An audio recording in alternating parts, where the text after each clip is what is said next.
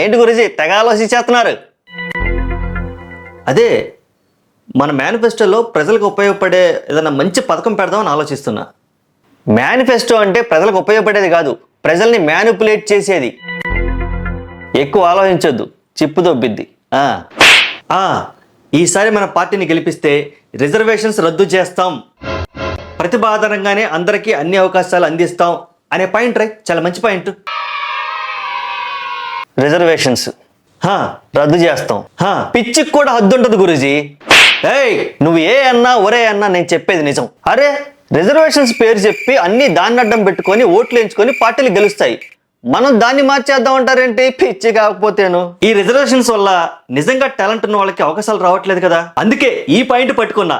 నిజంగా ఇది గనక జరిగితే అప్పుడు ప్రతిభావంతులకి లబ్ధి చేకూరుతుంది, దేశానికి కూడా చాలా ప్రయోజనం ఉంటుంది. ఈ కేవలే గోడ మీద పెడక. ఈ రిజర్వేషన్ ఇష్యూలో అందరి దారిలోనే మనం కూడా వెళ్దాం, లేదంటే ఓడిపోతాం. అయితే ఇప్పుడు ఏం చేద్దాం నువ్వే చెప్పు. ఏముంది, సింపుల్. ఇప్పుడున్న దానికంటే రిజర్వేషన్స్ డబుల్ పెంచేద్దాం. ఇక చూడండి, ఈ పాయింట్ విన్నాక ప్రజలంతా పిచ్చోళ్ళు అయిపోతారు, ఓట్లు మొత్తం మన పార్టీకే గుద్దేస్తారు.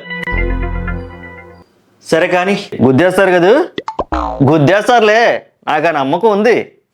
రాసేలే, వచ్చేస్తుంది మేనిఫెస్టోలో.